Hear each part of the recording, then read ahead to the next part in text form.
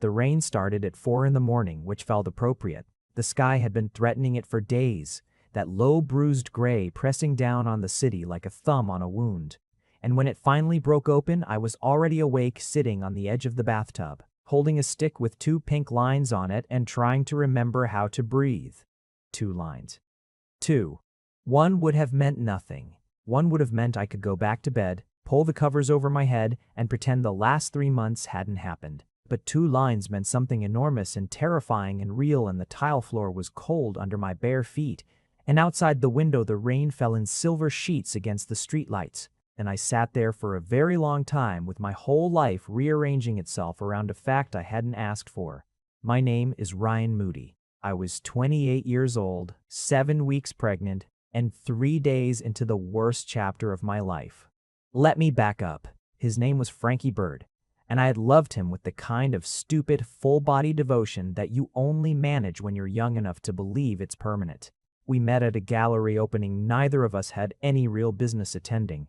I'd gone because my roommate dragged me along. He'd gone because, I found out later, he'd invested in the gallery and wanted to see if it was going to embarrass him. We ended up standing next to the same piece for 20 minutes, a giant canvas painted entirely in shades of gray, with one single red smear across the bottom corner that looked either like an accident or a scream. I don't know if I love it or if it makes me anxious, I said, not to him specifically, more to the air around me.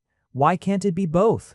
He said back, and when I turned to look at him, I had to physically make myself not react, because he was the kind of beautiful that catches you off guard. Dark eyes and a jaw like something carved out of patience and a mouth that looked like it knew things. We talked for 3 hours. We left together. We walked 4 blocks in the October cold, and at the corner of Meridian and Fifth, he looked at me like I was the red smear on the gray canvas and asked if I wanted to keep walking or if I wanted to get coffee. I said coffee, but I meant something else, and he knew it, and that was the beginning. For 14 months, Frankie Bird was the center of my universe. I knew it was uneven. I knew it even then. He was a businessman, always half present, always half somewhere else, always one phone call away from having to leave a dinner mid-plate or a conversation mid-sentence. He was building something, he said. Always building. I told myself that was okay. I told myself that people who built things were worth waiting for. But there's a difference between someone who is busy and someone who is absent, and Frankie was both. And I confused the first for the second until I couldn't anymore. The fight that ended us was not one fight. It was the accumulated pressure of 100 small disappearances reaching a breaking point all at once. The night it happened, I'd cooked dinner. A real dinner. The kind with multiple pots going and a timer and wine breathing on the counter.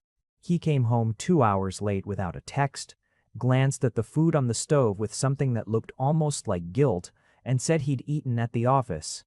I didn't yell. I'm not a yeller.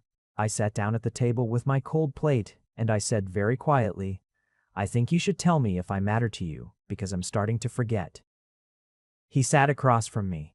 He was quiet for a long time, and then he said, Ryan, I care about you. But I don't think I can be what you need. Which was not a no. Which was not a yes. Which was the particular kind of not quite answer that leaves you with nowhere to stand. I asked him what he meant. He said he meant that he wasn't built for this, that he wasn't built for dinners and domesticity and someone waiting for him at home with wants and needs and feelings he kept letting down. He said it like it was a flaw in his architecture, like he was apologizing for the shape of a building. And I sat there with my cold pasta and felt the whole thing collapse. Are you breaking up with me? I asked. He said, I think this isn't working. I said, that's not what I asked. He looked at the table. He said, yes. I left that night. I took my bag and my jacket and I slept on my friend Dara's couch and I cried so hard I gave myself a headache that lasted 3 days. And then I did what you do. I made myself get up. I made myself function. I told myself it was over and I needed to move. What I didn't know, sitting on Dara's couch in the dark, was that I was already carrying something that would make moving forward significantly more complicated. 7 weeks later, on a rainy morning in April, I found out. The first thing I did after the positive test was call Dara. She answered on the second ring despite the fact that it was 4:30 in the morning, which is the truest thing I can say about her. 2 lines, I said. There was a pause. Then, I'm coming over. She brought tea and terrible grocery store croissants, and she sat on my bathroom floor with me until the sun came up. Not trying to fix anything, just being present in the way that real friends are present, which is to say entirely. We talked through options the way you're supposed to, carefully and practically and without drama. I was in no position to have a baby, financially, emotionally, logistically. I had a part-time job at a small events company that had been spiraling toward bankruptcy for months. My apartment lease was up in 6 weeks. My savings account had enough in it for maybe 2 months of expenses if I lived very carefully. But when I sat with the options really sat with them, something in my body kept pulling in one direction, and I'd learned enough about myself to know that when every cell in you is leaning towards something, you should probably listen. I'm keeping it, I said, somewhere around 7 in the morning. Dara nodded like she'd already known. Okay, she said. Then we figure it out. We? She gave me a look. Obviously, we. I loved her so much in that moment that I couldn't speak. The next weeks were a crash course in the practical realities of impending single parenthood. My job did what I'd feared it would do. The company announced in May that it was closing. I got a severance check that covered approximately 6 weeks of rent, which is to say, not enough. I started applying for work. Real work, steady work, anything with a paycheck and ideally health benefits, because I needed a doctor, and doctors cost money, and the insurance situation in this country is its own particular cruelty. My applications went mostly unanswered. I had a degree in arts administration and 5 years of experience in event coordination, which sounds more useful than it is when you are also 3 months pregnant and trying not to say so on a job application. I went to 3 interviews. One of them went well until I mentioned my timeline. One of them ghosted me after the second round. One offered me a position and then rescinded it a week later with no explanation given. I was down to my last month of rent. I was eating less than I should have been. My prenatal vitamins cost $40 a month, and I had started cutting them in half to make the bottle last longer, which is the sort of thing you do when you're terrified but won't admit it out loud. Dara was the one who found the listing. She showed up at my apartment on a Wednesday with her laptop and a determined expression, and she said, I need you to hear me out before you react. I was in my kitchen eating crackers and trying not to feel sick. What? She opened the laptop. There's a facilities and operations coordinator position at Bird Industries. I put down the cracker. Ryan, Dara. It's good pay. It's full benefits from day one. It's stable. They've been on the market 8 years. They're solid. And the listing has been up for 3 weeks, which means they haven't found someone yet. Bird Industries, I said. As in Frankie Bird's company. As in, I stared at the ceiling. There was a water stain up there shaped like the state of Ohio. I had spent a lot of time looking at it over the past few months. There's also, Dara said in a very careful voice, a general facilities maintenance position. A janitorial role. It pays less, obviously, but it starts immediately and the benefits package is still comprehensive. You want me to apply to be a janitor at my ex-boyfriend's company. I want you to have health insurance for your baby, she said, and her voice was gentle, but her eyes were steady. I want you to be able to eat real meals. I want you to be able to stop cutting your vitamins in half. Yes, I noticed. Don't look at me like that. I looked at the ceiling again. At Ohio. He runs a large company, Dara continued. He probably doesn't even know the names of his maintenance staff. You'd be one employee among hundreds. You could be there 6 months, get stable, and move on. The logic was sound. The logic was so sound I hated it. If I see him, I said, you might not. Ryan, the man is a CEO. He doesn't walk around mopping floors with his employees. I looked at my crackers. I looked at my hands. My stomach was just barely starting to round, not visibly yet under my clothes, but I could feel it. The solid new fact of another body taking shape inside mine. Send me the listing, I said.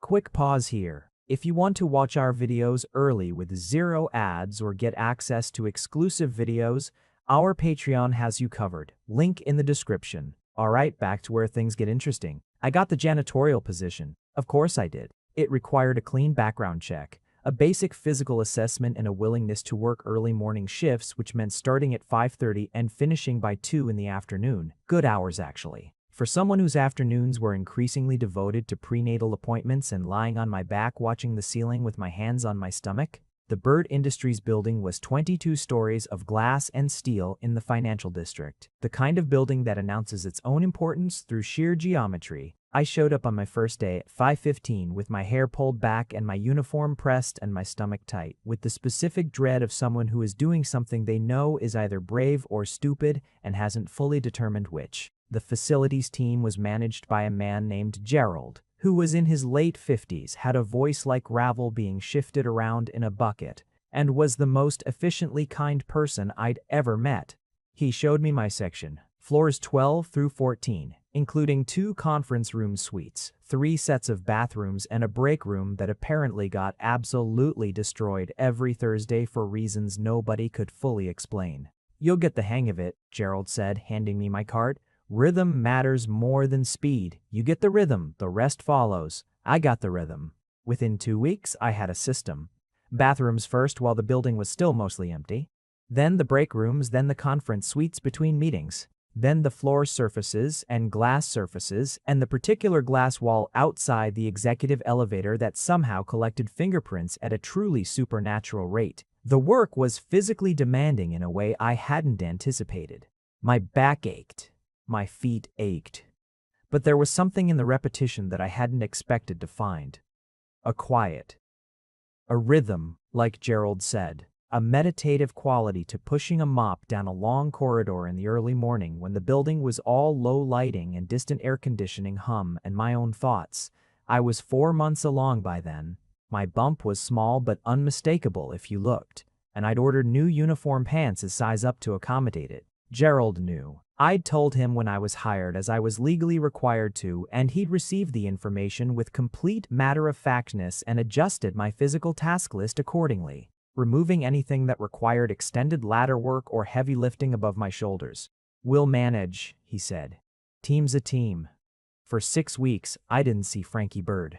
The executive floors were 15 through 22, and my section ended at 14.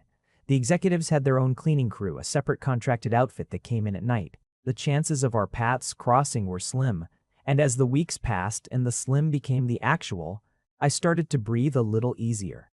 I started to make friends. Priya, who worked floors 8 through 11 and could fold a piece of paper into a swan while walking, and had 3 children and a podcast about true crime that she was planning to launch any day now. Marcus, who was 22 and pre-med and working this job to pay tuition, and who asked me every single morning what I was craving because he was writing a paper on pregnancy nutrition for a physiology class and I was apparently his primary research subject. Corinne, who was 63, had worked at Bird Industries for 4 years since her retirement got complicated, and who brought food every Friday without fail. Real food, home-cooked, in containers she washed and brought back and used again. "You're eating for 2, Corinne said the first time, setting a container of soup on my cart. "I'm eating for 1.5, I said. "Technically." "Don't technically me," she said, already walking away. I ate the soup. It was the best thing I'd consumed in weeks.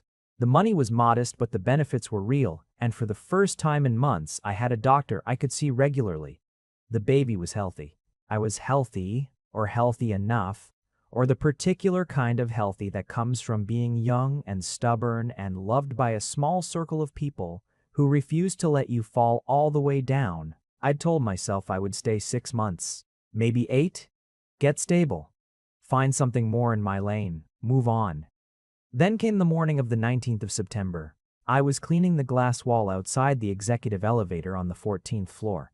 I had headphones in. I listened to audiobooks while I worked. A self-improvement phase I'd entered mostly to feel like I was doing something with my brain, and my back was to the elevator bank because I was working left to right across the panel and hadn't reached the elevator doors yet. The elevator opened. I heard footsteps. I moved my cart slightly to the right to clear the path without turning around, the automatic courtesy of someone who works in a space where other people need to pass.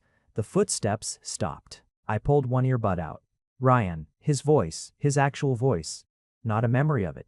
Not the version I'd been replaying in varying emotional registers for the past 4 months. His real voice, present tense, approximately 4 feet behind me, saying my name with the particular combination of shock and recognition and something else that I could not afford to analyze. I turned around slowly. Frankie Bird, 14 floors below his territory, standing with a coffee cup in one hand and a phone in the other, and an expression on his face that I had never seen there before, not in 14 months of loving him, not in the hour we fell apart, not in any of the versions of him I'd been carrying inside me since. He looked shaken. Underneath my uniform, my bump was barely visible. I was almost 5 months, still compact, still the kind of round that reads as weight rather than pregnancy, unless you know what to look for. But I knew, and the awareness of it burned through me like a light through paper. "Frankie," I said. My voice came out steady. I was proud of it. His eyes moved from my face to the cart to the uniform to my face again. "What are you—" He stopped. Recalibrated. "What are you doing here?" "I work here," I said. "Since when?" 6 weeks. He stared at me. I watched several things move across his face in sequence. Surprise, confusion, something that looked almost like hurt, then the swift composure that I knew was his default. The mask he put on when he didn't want anyone to see him feeling something. "On the facilities team," he said. "Floors 12 through 14. He looked at my cart again, at the mop, at the cleaning spray. And I watched him understand, and I waited for whatever came next with all the dignity I had, which was varying quantities depending on the day. "Can we talk?" he said. "I'm working," I said. "Ryan." "Frankie." I kept my voice even and clear. "I have 3 more rooms after this wall and I'm on a schedule. If you need to speak to me about a work matter, you can go through Gerald and facilities." It was the right thing to say. It was the only thing to say. I turned back to the glass wall and resumed cleaning it, and I heard him stand there for a moment longer than was comfortable, and then I heard the elevator ding and the doors open and his footsteps move away. I kept my hand moving in even circles across the glass. My heart was doing something spectacular and terrible inside my chest. I finished the wall. I moved my cart to the next room. I put my earbud back in and I did not listen to a single word of the audiobook. He found Gerald. I found this out the next morning when Gerald called me into his small office near the loading dock and sat across from me with his hands folded on the desk and said, "Mr. Bird came to see me yesterday." I waited. "He said you two have a prior acquaintance." "We do," I said. Gerald looked at me for a long moment with the particular wisdom of someone who has managed people for 30 years and learned not to say more than necessary. "He didn't ask me to do anything," he said. "I want to be clear about that. He asked me how you were doing. I told him you were one of the better new hires I'd had in years, which is true. He said, okay." He left. Something in my chest shifted in a way I couldn't name. "I'm not going to make this complicated for you," I said. "I didn't think you would," Gerald said. "I'm just telling you because you deserve to know." He paused. "You've got a doctor's appointment Thursday afternoon. All good?"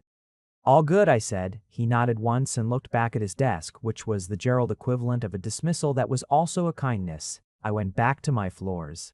Over the next 3 weeks, I saw Frankie twice more. Both times were brief, and both times I kept the interaction professional, and both times I felt him watching me in a way that made the back of my neck prickle. Once in the lobby, where I was wiping down a window near the entrance and he was crossing to the elevator with 2 people in suits.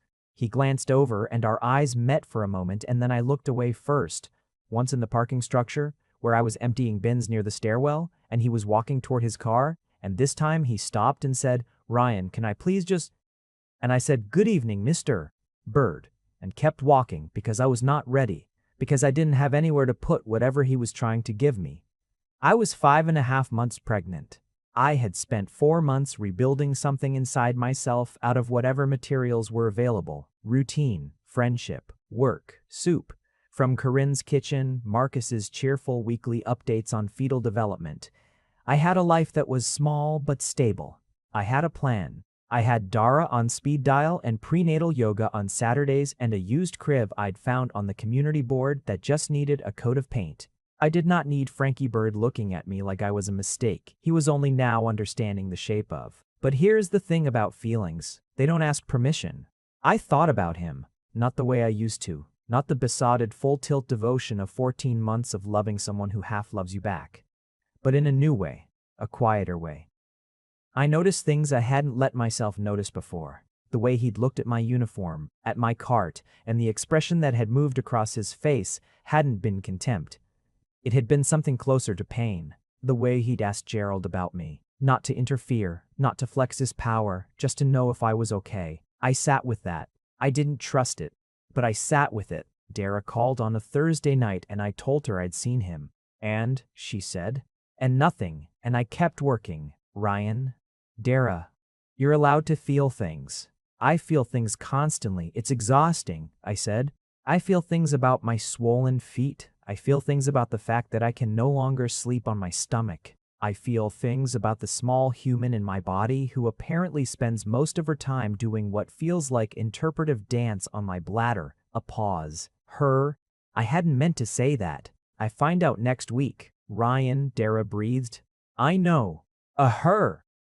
Possibly. She made a sound that was somewhere between a laugh and a sob. What are you going to name her? I don't know yet, I said. Something that sounds like someone who has her whole life figured out.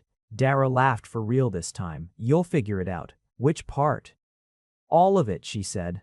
Including the Frankie part. I didn't answer that. But I didn't hang up either, and we talked for another hour about names and cribs and the particular logistical nightmare of stroller research. And somewhere in the middle of it, I felt something loosen in my chest. Some knot of anxiety that had been sitting there so long I'd stopped noticing it. Maybe all of it. Frankie requested a meeting through proper channels, not with me directly. Through Gerald, formally, requesting a welfare check protocol conversation, which was a company mechanism for situations where management had concern about an employee's working conditions. It was technically appropriate. It was also obviously personal, and Gerald and I both knew it. You don't have to go, Gerald said. I know, I said. I went. It was in a small conference room on the 15th floor, the lowest executive floor, which I read as deliberate, as him coming down as far as he could toward my territory rather than summoning me up to his. The room had a glass wall looking out over the city, and a table with 4 chairs and a jug of water and a plate of pastries that nobody had touched. He was there when I arrived, standing at the window, hands in his pockets, and he turned when I opened the door, and for a moment we just looked at each other across the width of the room. Frankie Bird looked tired. Not run down, not unwell, but tired in the specific way of someone who has been carrying something heavy and has learned to hide it well, but not perfectly. There were shadows under his eyes that hadn't been there before. His shirt was rolled at the sleeves, which was new. The old Frankie had always been perfectly assembled, cufflinks and all, and this version with the rolled sleeves and the visible fatigue looked more human in a way that I wasn't sure how to hold. I sat down at the table. He sat across from me. Thank you for coming, he said. Gerald said it was a welfare check, I said. So, here I am. Welfare intact, more or less. He looked at me, at my stomach, briefly, then back at my face, and I watched him decide whether to say it. Are you pregnant? He asked. The directness startled me. I'd been preparing for him to approach it sideways, with the kind of careful oblique circling that had characterized so much of our relationship. The bluntness was different. New. Yes, I said. Another breath. His jaw moved. How far along? 23 weeks. I watched the math happen in his eyes. 23 weeks back landed us clearly inside our relationship, and he knew it, and the recognition moved across his face like weather. Ryan, he said, very quietly. It's not a conversation you get to have with me, I said. Not in a professional setting. Not with Gerald as the official mechanism. Then when can I have it with you? He leaned forward, not aggressively, urgently, because I've been trying to find a version of this that you'll let me access and there doesn't seem to be one. Maybe that's information, I said. Maybe it's fear. That landed. I felt it land. I kept my face still. I'm not afraid of you, I said. I'm not saying you're afraid of me. I'm saying maybe you're afraid of what happens if you let me in again. Which is different. He spread his hands on the table, flat, palms down, in a gesture I remembered from arguments in his kitchen, from late nights when we were trying to find our way through something hard. I'm afraid of the same thing.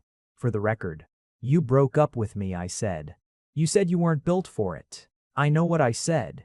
Then why? Because I was wrong. He said it without hedging.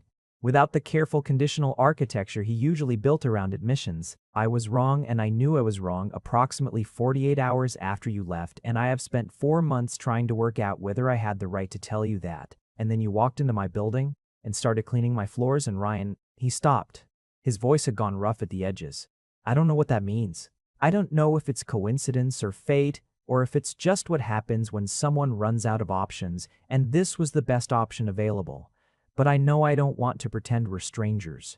The city stretched out behind him, all that distance in glass. I thought about the evening I'd spent on my bathroom floor with a pregnancy test and the rain coming down outside. I thought about the weeks of applications and rejections and the way I'd finally let Dara show me the listing, because I was out of alternatives. I thought about Gerald and Corinne and Priya and Marcus and the particular small life I'd built in the cracks of this enormous disaster. This baby, I said slowly, is mine. I've made my decisions. I've been making them since before I knew she existed, in ways that don't involve you, and they're good decisions, and I'm going to keep making them. I know, he said. I don't need rescuing. I know that too. Then what are you asking? He was quiet for a moment. To be let back in, not as a rescue, not because of the baby, though I want to talk about that, when you're ready, if you're ever ready, but because I have spent 4 months without you and it has made everything very clear, and I am asking, he stopped, started again, I'm asking if there's any part of you that hasn't already closed the door. Outside the glass, a cloud moved and the light in the room changed, warmer, and I sat in it with his question and everything I'd been carrying and everything I still didn't know how to say. I haven't closed it, I said eventually. I left it open a crack because I didn't have the energy to fully close it, and I'm not sure that counts. It counts, he said. It's not an invitation. I understand. I need time. I stood up. My stomach curved out ahead of me, the physical reality of everything I was managing, and I watched him look at it again with an expression so complicated I couldn't read all of it. And I need you to not do this through Gerald again. Okay, he said, and I need you to remember that I am doing this job well and I'm here on my own terms, and that doesn't change. Ryan, I know. There was something in his voice then softer than anything I remembered. I'm not trying to change anything. I want to be better than the person you left. I've been trying to be better for 4 months. I just didn't know how to show you that when you weren't there. I picked up my lanyard from the table where I'd set it. Show me slowly, I said.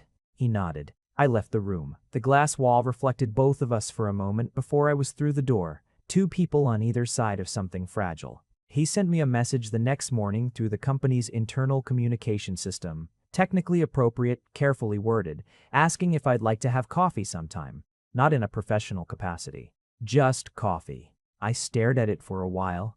I was on my break, sitting in the facilities room with a cup of tea and my feet elevated, which my doctor had recently recommended because my ankles had started doing something new and unkind. I typed back, "Let me think about it." He replied, "Okay." That was all. No pressure. No follow-up that day or the next day or the day after.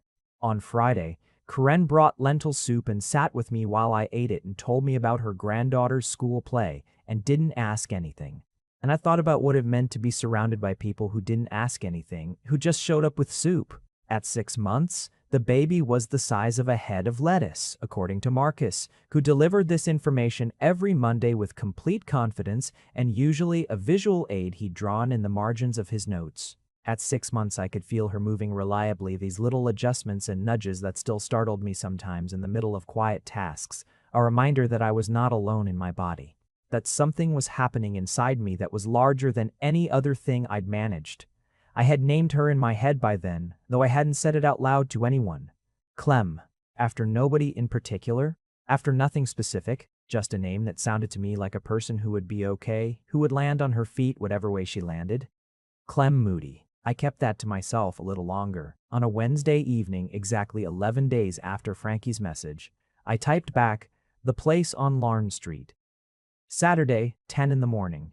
He replied within a minute, "I'll be there." Then, "Thank you, Ryan." I put my phone face down on the table and sat with the slow working of my own heart. The cafe on Larn Street had been there since before either of us was born. All dark wood and mismatched chairs and a chalkboard menu that never changed.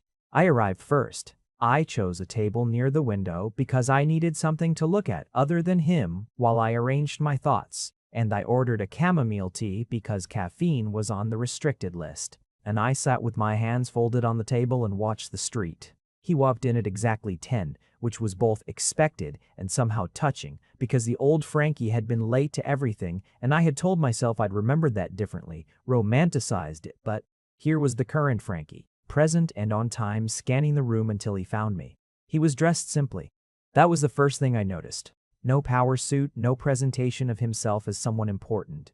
Just art jeans and a gray sweater, softer somehow than I'd seen him before. He came to the table and paused, and I gestured at the chair across from me, and he sat down.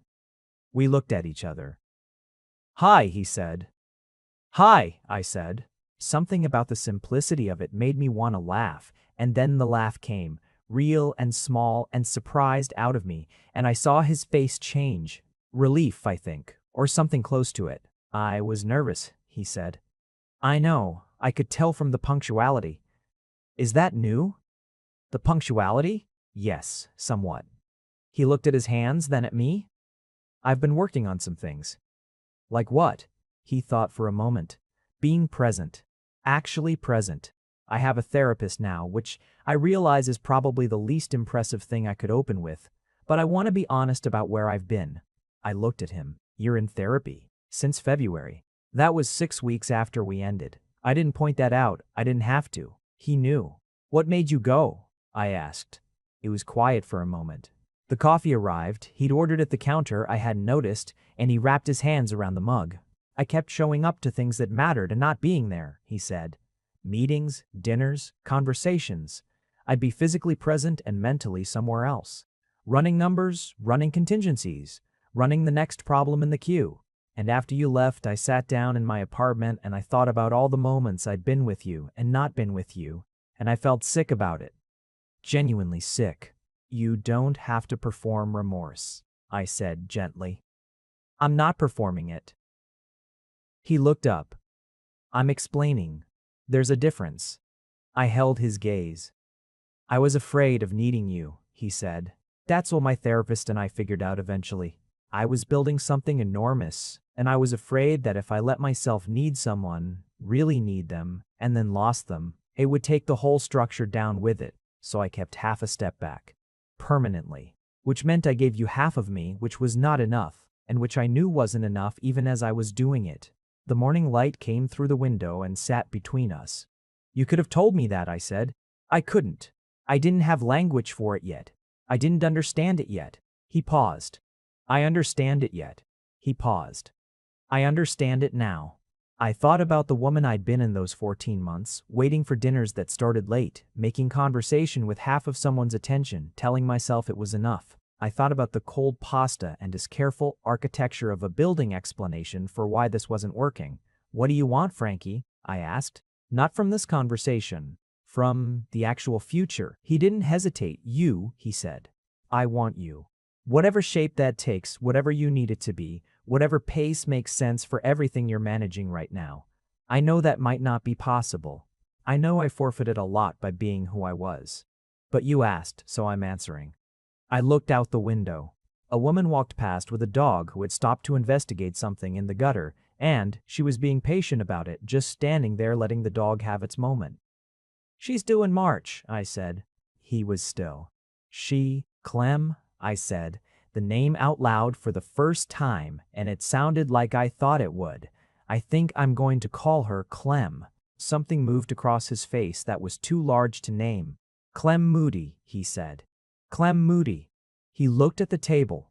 He looked back at me. His eyes were brighter than usual, and I watched him work to keep himself composed, and I felt something in me soften. Not surrender, not falling back into old patterns, but something genuine and new.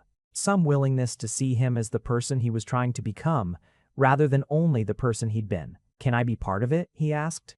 "Not because it's the right thing to do, because I want to be." "I don't know yet," I said honestly. "Okay," he said. "That answer might keep changing. I understand. And my terms first, Frankie, my pace, my conditions." "Yes," he said. "Whatever you need." I picked up my tea. He picked up his coffee. Outside, the dog had finished its investigation and the woman was walking on. And the morning was cool and clear and full of the particular promise that October mornings have when the leaves are turning and the air smells like everything dying beautifully. "Tell me about the building," I said. "The thing you've been building." He blinked, surprised. "You want to know about the company?" "I want to know about what you've been so absorbed in for 4 years. I want to understand it." I looked at him steadily. "If we're going to do this differently, I need to understand your world, the real one." Something in him shifted, opened, and he began to talk, really talk. The kind of talking where you can feel someone actually giving you access to something they've kept behind glass. About the company he'd built from a single contract in a borrowed office. About the years of pressure and the moments he thought it would collapse and the stubborn thread of belief that had kept him going. He talked for 40 minutes and I listened, and he asked me questions back. Genuine ones, about events coordination and the kind of organizational thinking that underpinned my work. And we talked until our drinks were cold and the cafe had filled up around us. It didn't fix everything. It wasn't supposed to. But it was a beginning. A real one, not a half one. Both of us present. Both of us choosing to be in the room. The weeks that followed were careful. Deliberate in the way that things are when two people are trying not to repeat themselves, not to fall into the same grooves worn smooth by old habits. We texted, not constantly, not the breathless constant contact of early love, but with the kind of regularity that said, "I'm thinking of you. I'm still here." He asked about Clem's movements, about my doctor's appointments, about how my back was doing, and I answered, not all at once, not everything, but enough. I asked about his work, about the things he'd shared in the cafe, and he answered those too with openness that still sometimes surprised me. He didn't try to fix my job situation. That surprised me most of all. The old Frankie, or the Frankie I'd built in my head as a monument to what had gone wrong, would have swept in, would have transferred me to a different role, would have done the powerful man thing of removing the discomfort. He didn't. I kept cleaning floors 12 through 14. He kept running the executive floors. We existed in the same building in our different strata, and he let me have that, let me have the dignity of the life I'd built. And that restraint was the first thing that made me believe the change might be real. Gerald noticed something had shifted. He was too professional to say anything, but he was not too professional to stop asking me how I was doing, and I could tell by the way he asked that he knew how I was actually doing, and was satisfied by the answer even before I gave it. Corinne noticed too. "You're different," she said one Friday, setting down her containers. "Different how?" I said. "Less braced," she said. "Like you're expecting something good." I thought about that all afternoon. At 28 weeks, Clem's movements became unmistakable. Full rolls and kicks, and what my doctor said was probably hiccups. This rhythmic pulsing that I was getting used to and would probably miss catastrophically once she arrived. I told Marcus about the hiccups, and he spent 2 days writing about fetal respiratory function and reported back with more information than I asked for, and all of which I listened to with complete attention because Marcus had somehow become one of the people I looked forward to seeing every day. I had built a life. I kept being surprised by that. In the rubble of everything that had gone wrong, the job loss, the ended relationship, the pregnancy I hadn't planned, I had built an actual life, with people in it, and rhythms that held me, and small daily pleasures that added up to something real. Corinne's soup, Marcus's weekly pregnancy facts, Gerald's matter-of-fact kindness, Priya's laugh from 3 floors away, the weight of a mop handle and the satisfaction of a clean floor, and the audiobooks that carried me through the mornings. I didn't need Frankie Bird to complete this life. That was the thing I had to be sure of before I could let him back into it. Not because I was withholding, but because I'd learned something in the hard months about the difference between needing someone and choosing them, and I needed to be choosing from a place of fullness rather than fear. By November, I thought I was. He asked me to dinner on a Friday, through a regular text, no formality, dinner, somewhere quiet. You pick? I stared at it for the better part of an hour before I said yes and named a small Italian place I'd been to with Dara, low-lit and unhurried and good, in the specific way that unfussy restaurants are good. We met there at 7. He was there before me. Punctuality still intact, I noticed, and the noticing settled something. He stood when I came in, which was old-fashioned and slightly absurd and somehow endearing, and we sat down and looked at each other across a small table with a candle between us. "You look good," he said. "I look extremely pregnant," I said. "I said what I said." I laughed and he smiled at me with his whole face, which was different from the smile he'd had before. That controlled curve that lets you know he found something amusing without actually revealing how much. This one went all the way up. We talked through dinner with the ease of two people who are getting to know each other again.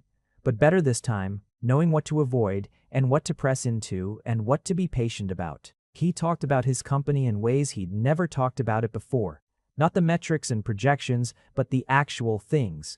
The employees he worried about, the decisions that had kept him up at night. The moment 3 years ago when a contract fell through and he'd spent a weekend in his office wondering if everything was going to unravel. "Why didn't you tell me any of this when we were together?" I asked. He thought about it. "I didn't want you to see me scared." "I would have liked seeing you scared," I said. "I would have trusted you more." He absorbed that. Quietly, the way he'd learned to absorb things without immediately defending himself, which was new and significant. "I know," he said. "Over dessert. Or over my dessert. A small chocolate thing I'd been wanting all week while he had coffee. He said, 'I want to ask you something and you're allowed to say no.'" "Okay," I said. "Can I come to an appointment? Not the next one, not pressuring you about timeline. Just, at some point. If you want." To hear her heartbeat. I looked at him across the candlelight. The thing was, I had wanted to show someone. The heartbeat, this specific sound that still made my own throat close every time I heard it. This rapid, tiny percussion of a whole new person. I had been to 5 appointments, and each time I'd walked out with my recording of it on my phone, and no one to immediately play it for who would understand exactly what it meant. "The appointment on the 12th, I said. "If you want." He exhaled. "Yes," he said, "I want." Clem hiccuped inside me, perfectly timed, and I pressed my hand to my stomach and felt it, and Frankie watched my hand, and his expression went to that place again. That too large place, and I said, without thinking it all the way through first, "She's hiccuping." "Yeah?" His voice came out quiet. "You can." I stopped. Started again. "If you want." He reached across the table slowly, giving me every opportunity to reconsider, and rested his hand next to mine on the curve of my stomach, not on top, just beside. And we sat like that for a moment in the candlelit room while Clem did her thing inside me and the restaurant moved on around us. "Hi," Frankie said, very softly, to my stomach. I watched him and felt the whole complicated, impossible fact of where we were, and something inside me that had been held at a careful remove took one step closer. December came in cold and bright, and Clem and I adjusted to the new weight of her, the way she'd settled lower, the way my center of gravity was genuinely elsewhere. My shifts had been adjusted slightly in the last month. Gerald, without being asked, had rejiggered the scheduling so that I had longer breaks and finished half an hour earlier, citing a facility's workload restructure with a completely straight face. I said thank you. He looked at his clipboard. We left it there. Frankie came to the appointment on the 12th. He met me in the waiting room, looking like someone who had been holding his breath for several days, and I said, "Relax." And he said, "I am relaxed," and I said, "Absolutely not." And we sat down next to each other with our knees not quite touching.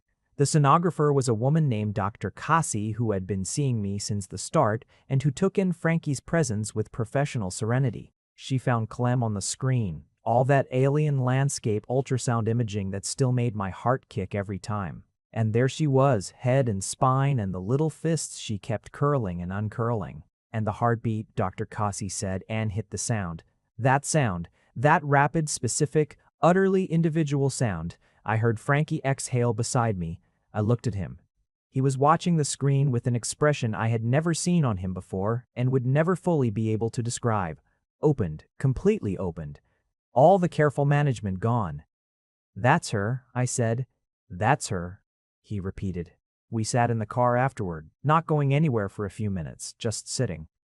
"Thank you," he said. "You don't have to thank me." "I do." He looked straight ahead through the windscreen.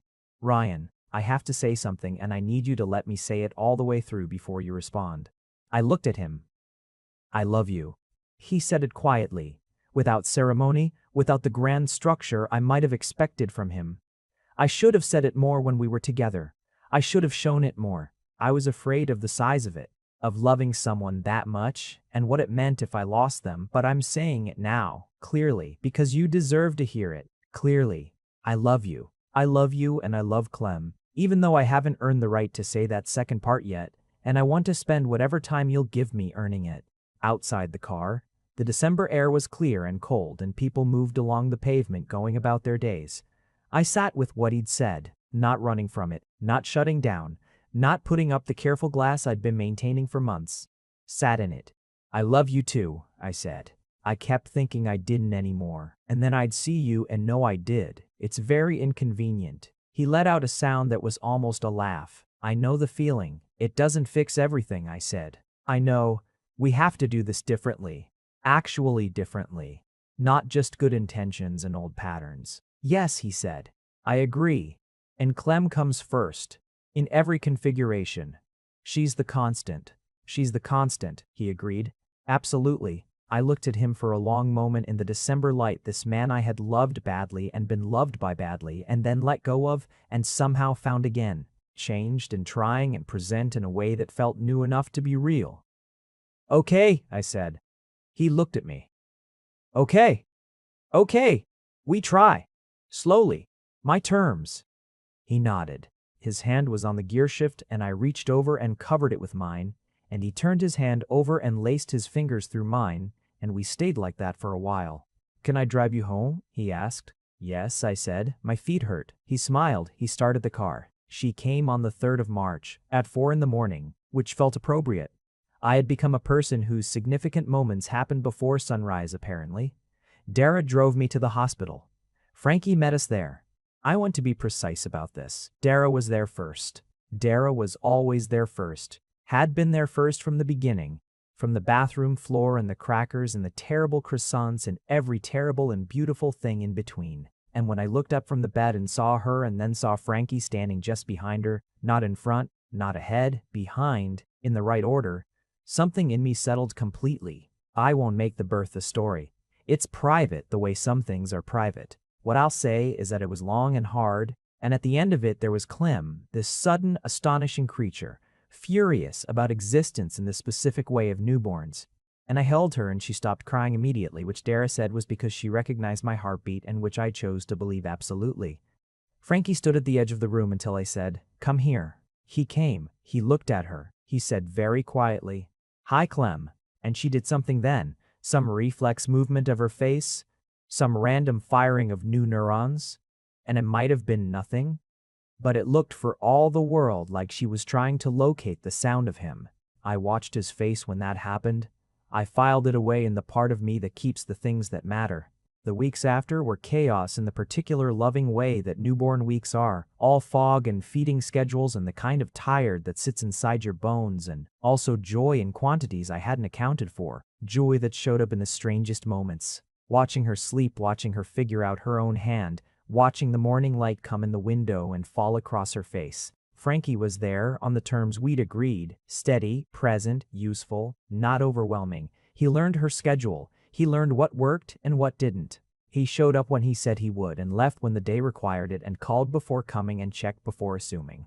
The old, careful half-presence was gone. In its place was something I was still learning to trust, but was trusting more each week.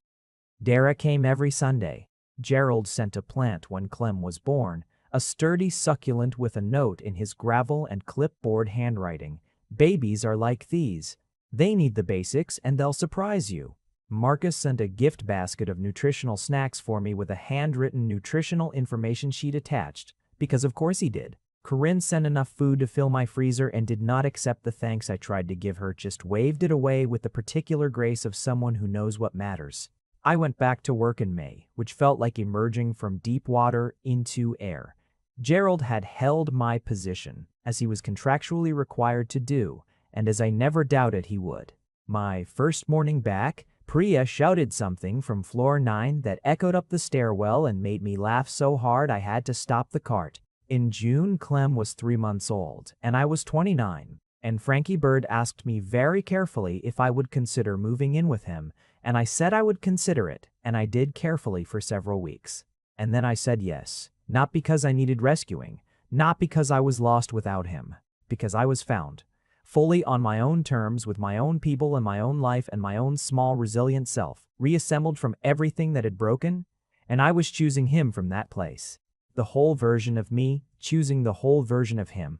Clem seemed to have opinions about most things already and expressed them at volume. And Frankie had adapted to this with impressive speed and a willingness to be loudly corrected by a 3-month-old that I found genuinely moving. "She's telling you you're doing it wrong," I said one evening, watching him try to get her settled. "I gathered," he said, "you're holding her at a slight angle. She seems very particular about angles." "She is. She gets it from me." He looked up with that full smile, the one that went all the way up, and for a moment I sat in the enormous ordinary reality of the life we were making together. This small, loud person, this man I had left and found again the daily texture of something real, and felt the deep specific warmth of being somewhere I'd chosen to be. I still clean floors 12 through 14. This is by choice. Gerald offered me the coordinator position when it opened up again, and I told him I'd think about it, and I am thinking about it, which is different from rushing it. The work still has the rhythm he told me about on the first day. The mornings still have their particular quiet. My cart knows the building better than most of the people who work here in suits, and there is a satisfaction in that I'm not ready to give up. Frankie offered me a role in the company too, officially through HR, no special treatment, a legitimate position in events and operations that was genuinely suited to my background. I read the job description carefully and I told him I'd apply through normal channels if I decided to, and he said of course, and meant it, and that was enough. Dara came to dinner last week and held Clem while I cooked and talked about her podcast, which has launched and is doing well. And Frankie sat at the kitchen table with a glass of wine and listened to her explain true crime investigation methodology with the interested attention of someone who was genuinely trying to understand. Which is one of the things therapy has given him that I value most, the ability to be in a room and actually be there. Clem is 4 months old and has discovered her own voice and tests its range daily, loudly between the hours of 5 and 7 in the morning, which is fine, which is all fine, because I have been waking up at 4 in the morning since the beginning of this, and I am thoroughly adapted to the early hours. This is what I know about pink lines on a test at 4 in the morning during rain. They do not mean your life is over. They do not mean rescue is required. They do not mean the story goes the way you thought it was going to go. They mean the story is changing. They mean you have a decision, then another decision, then another, each one made with whatever you have available, with the love of whoever shows up, with the resilience that turns out to live in you even when you can't see it. They mean something is being built. I built a life in the cracks of a disaster. I built it out of soup and friendship and a mop and a cart, and Gerald's gravel voice and Corinne's careful containers and Marcus's weekly facts about fetal development and Priya's laugh from 3 floors away. I built it out of Dara at 4 in the morning with terrible croissants. I built it out of myself. My actual self, the one that had always been there under the fear and the waiting and the loving of someone only halfway, and somewhere in the building of it, I made room for Frankie Bird. Not the half-present version, not the careful half-love version, but the man he was becoming, who showed up on time and said the hard things directly and sat in waiting rooms and learned the angles that Clem preferred and came down 14 floors to see if I was okay. We are okay. More than okay. This morning, Clem held my finger and looked up at the ceiling with enormous concentration, as though she was working something out. The light came in through the window and sat on her face, and Frankie came in from the kitchen with coffee and stood in the doorway watching us both, and I looked up at him, and he looked at me. And nothing needed to be said. This is what a life looks like when you build it right, from the inside out, from the ground up, with your own hands and the hands of the people who chose to help. 2 lines at 4 in the morning. The rain outside and everything rearranged. And then Clem. And then this. Worth every impossible step. If you made it to the end, you're my kind of person. Leave a subscribe, comment down your favorite part of the story, and if you want early access to videos, exclusive content, or just want to support the channel, hit that join button right below the video. Even one member genuinely means the world to me. See you in the next one.